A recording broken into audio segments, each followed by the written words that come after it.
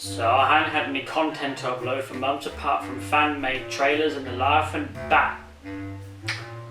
So we've come back to something that I was mediocre at. Top 10 things. Sorry if I seem a bit demoralised. I just recorded for 20 fucking minutes and the camera recorded 5 seconds of it. But luckily, we're doing a different video. So, this video is going to be called Top 10 Things Horror Does Right. Disclaimer, this is our personal opinions. If you do not agree with them, don't really care because this is our personal opinions and what we think horror does right. Thank you very much for watching. Cool, so let's get into the points. Ooh. Number 1. When the survivors fight back. Now, I'm going to reference a few movies in this, and the first movie I'm going to reference is going to be Halloween 2018. Now, if you have seen that movie, you know that in the ending, especially the ending part, Rory and her family fight against Michael. Instead of them just running around the house scared, and for example, also the Laurie's daughter and granddaughter being in the basement just shitting themselves. Laurie fights against Michael, and then the daughter does the thing of pretending to be scared, tricking Michael. That's the kind of stuff I like to see. Not every single horror movie has to do it, but just seeing that the characters are intelligent instead of just mindlessly running around screaming. That's what I like to see. So yes, survivors fighting back in a movie like Natural Instinct when a killer's chasing you. That's good. That's good. You want a sniffer?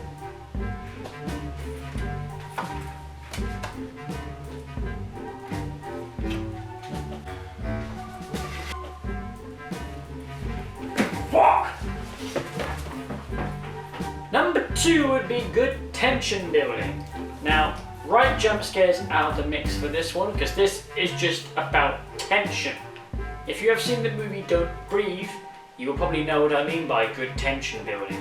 I don't want to just have a movie where I'm scared by jump scares. I want to have a movie where I'm feeling uneasy at some points. To the point where I'm sat there fucking like, what was that? The point where I'm like, oh shit, what is going to happen? Or something like that. I'll go back to the movie Don't Breathe. There's a few scenes in there.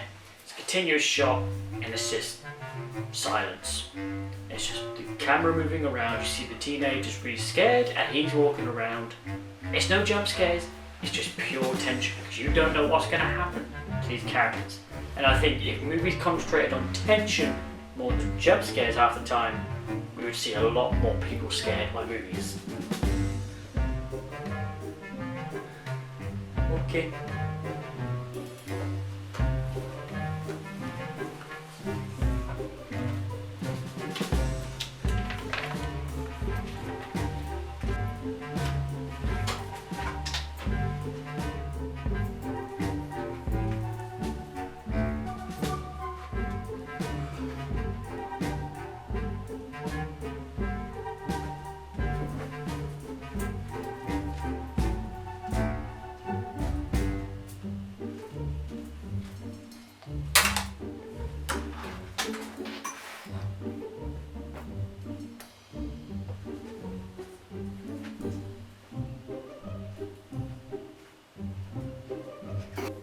Number 3, speaking of scared, no unnecessary jump scares.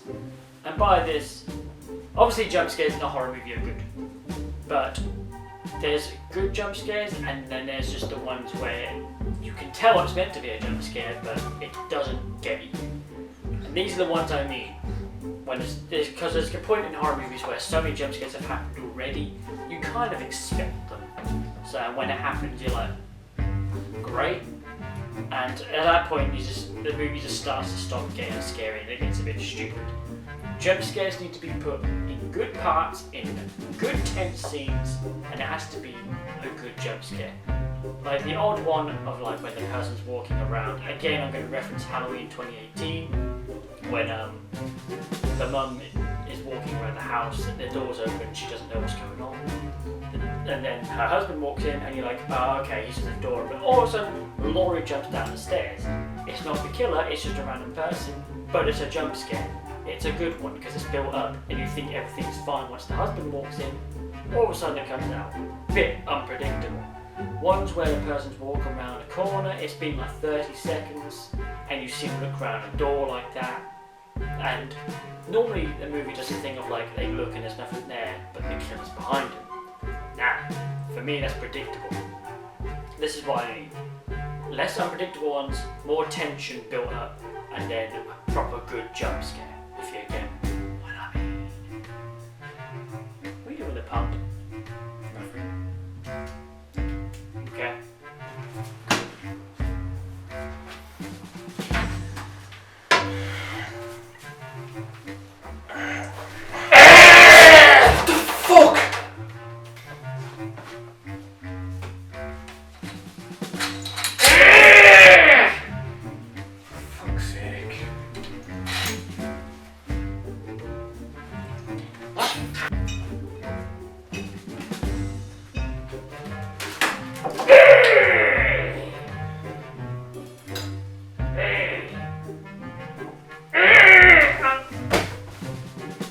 Too predictable, mate. Number 4 will be no over-the-top gore.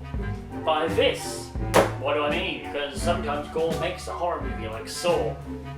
Saw is its own thing, because we all know Saw was basically just like the selling factor was how gory it was. By this, I sometimes mean slasher movies. Now, for example, like take Scream. Slasher movie, and consider the fact they're knife wounds, they're not like fucking every time someone gets stabbed you can't see fucking a fountain of blood spraying and like fucking he's ripping them open. Like that's a slasher movie where literally he's just stabbing people and there's just a few stab wounds and blood.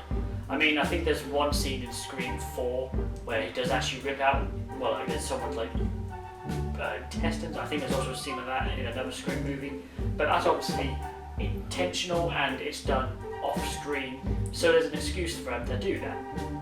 But when it's like that, or if there's a fist fight and like, I don't know, fucking after like 2 punches they look like they're being absolutely beaten to death, that kind of stuff, just over the top amounts of blood and stuff, I think sometimes it can get a bit too much and you're like, does the human body even have that much blood in it?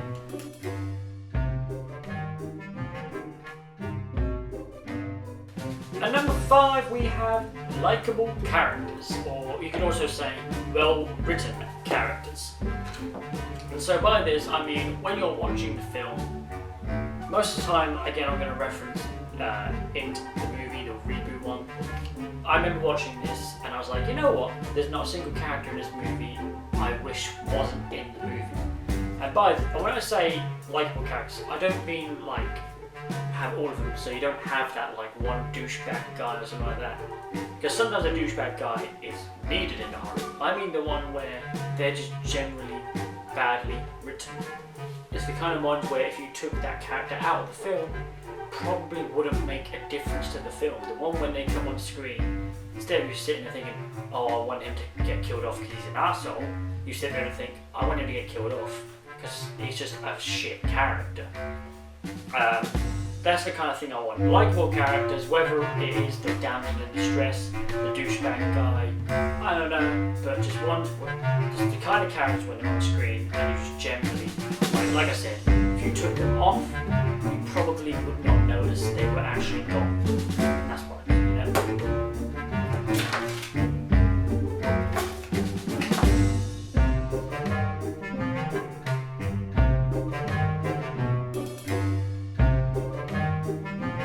At number 6, we have good sound effects. So by this, sometimes maybe you might hear a sound effect in the movie. I don't want to say it sounds horribly fake, but sometimes you're like, was that like a digital made up sound or was it practical? So when I say good sound effects, say you're doing a paranormal movie, make it sound like paranormal. Don't just have some fucking wind going past the mic or something like that. Or when it even comes to like stabbing or something, or what else, like heads being smashed, don't have some really fucking stupid noise. Like, do some practical kind of noises. There's videos you can watch on YouTube of people who actually make sound effects for movies. It's really intriguing actually how they make the sounds. Sometimes it would be fucking biting down on a vegetable or just moving around on sound. You'd be surprised. But sometimes, like, maybe go for practical effects and see if you can make the correct sound by mixing stuff together instead of just, I don't know, press the button. Also known as Foley sounds. There you go. What the fuck are you wearing? My mum's Spanish.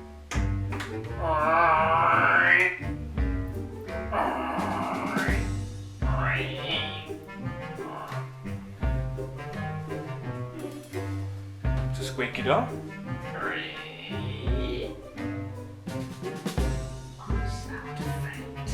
Speaking of practical, at number 7 we have practical effects over CGI effects. Now, I guess sometimes CGI is needed. Obviously, with the day and age of movies, some people can make CGI look really, really good. But sometimes the CGI can look really, really shit. One movie I'm going to take, for example, as good practical effects is The Thing. Years and years ago, when, fucking CGI wasn't amazing back then, but back then it was, but you look at it now and you're like, God. The Thing was all practical effects, and god damn, that was really fucking good. And then you watch another movie like maybe The Thing prequel, where the CGI for The Thing was a bit meh. The CGI for Pennywise's face in the 2017 or 2018, whatever it was, the start where he bites off Georgie's hand. If you look closely, the CGI on Pennywise doesn't look that great. He doesn't really bite into Georgie's arm, he just overlaps it.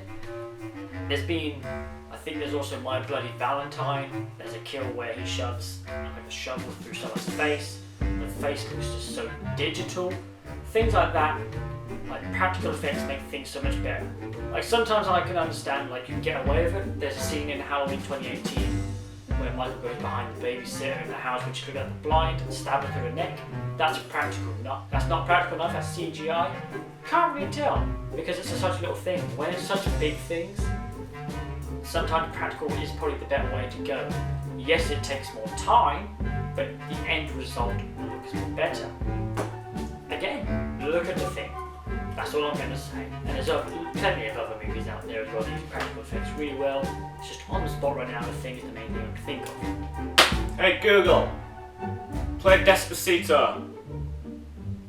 Choosing songs is only available to Spotify Premium subscribers. Well, but fuck try this yourself. Spotify Copyright, Despacito copyright, station. copyright! Well, Copyright!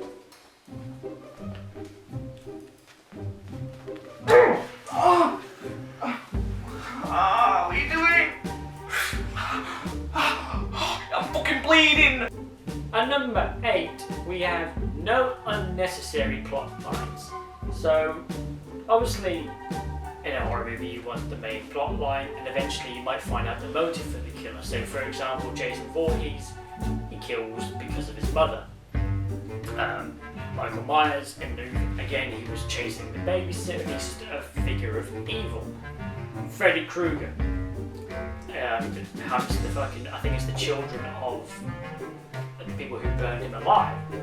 I know I'm using like 3 famous slashers there, but they've got a good storyline. What I mean is when you involve storylines in storylines. So say you've got this thriller slasher going on. Maybe the connection is toward, maybe the victim and the killer have a connection, but then the reason he's going after her is some complete different thing, and it's really fucking stupid. I can't think of any examples off the top of my head, but you probably get what I mean by unnecessary. When something happens and all of a sudden they admit something and you're like, oh, that was actually quite crap. The kind of stuff where you hear it and you think, again, kind of like the likable characters, like unlikable ones, You'd think if this storyline wasn't in the movie, perhaps it might just be a bit better off. You know, it wouldn't make any difference if it wasn't in the movie. Can you think of a? Are you playing drinking games? Do you want to play Ibble Dibble? All right, we're just gonna go on to the next point.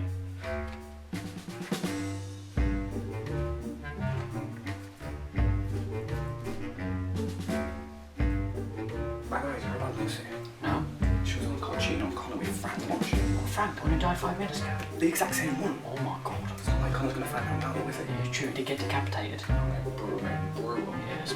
Speaking of brutal, did you hear about Maisie? Oh, she got fucking killer dick. Oh, really? Yeah. We found Maisie. Yeah. Holy shit. I didn't know if to dump her or not. I want a bit of experience, but at the same time, it's a bit weird, isn't it? Well, if it's a massive slump for a girl, stick with it. That is true. Well, is it bigger than yours? Yeah, unfortunately. Fucking little peggers and they're jealous. Do you think the killer... Number 9, we have good motive for the killer, or whoever it is. Probably won't spend too long on this point, considering the fact I did kind of just go over a tiny bit at number 8.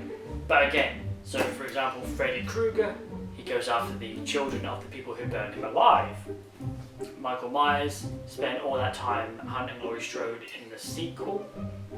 And then Pennywise, he's got the whole thing of coming back, I think it's like every 28 years, something like that. Or it always hunts the people of that town. Those are the kind of things I like. A good even if it's just a simple but good backstory. Not some crap where it's just like, I want to kill just because I want to kill. So, you can kind of see where I'm going, just a good motive behind the killer. And yeah, that's just that point pretty much done. Can I actually ask, why are you doing this? Why are you doing this? Well, in all honesty, it's just kind of because I'm wearing a Nando's mask and I saw you bought KFC 3 times this week and I'm just a bit pissed off, to be honest. I thought I just deserved better. Like, I used to come to Nando's all the time and I just fucking, I've just had enough. I just want to take vengeance for the chickens. Can't help it though, man. Nando's is shit. Fucking! Point number 10, the final one for top 10 things horror does right. And that's when the sequels of the movies don't go stupid. Now, by this, I mean when you have a solid sequel. Again, gonna reference Halloween 2018. A good sequel. In fact, such, you know, they made the sequel, they knocked away all the other weird shit that happened. And just went, this is direct, and it was good. It was a slasher movie where he just hunted upon a person he could kill. More mentions of that sequel. Let's look at Scream 3. Bit weird, but the voice changer. Do we even have that kind of technology today? Imitate anyone's voice with the exact sentences, whatever you like. I just don't know if that's possible. There's that. And then, what else have we got? I've got one that I could say that's for an honourable mention. In fact, I'm just going to say it now. This is going to link into the unnecessary plot lines. Michael Myers probably had one of the worst journeys. You know, how he went from Halloween 1 and 2, then we had Season of the Witch, which was nothing to do with Michael, it's the masks. Then we went into fucking cults and people in black clothing. It just really went over the top. Then I think it was Busta Rhymes in the last one. It was like, they just started going really shit. Leprechaun did the same thing. Leprechaun Back to the Hood. Yeah, I'd probably get it to be a bit more of a shooting movie, but it was just still a bit weird. Jason got the treatment as well, so did Freddy. Just started getting too stupid. When sequels don't go too far and they kind of just stick to their roots, adding tiny little new bits, but still sticking to it. That's what we like to see, not just Jason Voorhees goes to space. Sam, I know in one of the top 10 ways videos I asked you if you liked me and stuff. Will you marry me? Is that a yes? No. Let's give me the ring. Just like I ate your ring last night. Oh fuck! Now we're going to do something that we have not done on the top 10s before. Honourable mentions. Just call me Watch Mojo. Cool. watch Mojo. Fuck's sake. Why did I bring you along here? So, honorable mentions, we're going to go over these quickly. If they do a sequel, it's nice to see the original.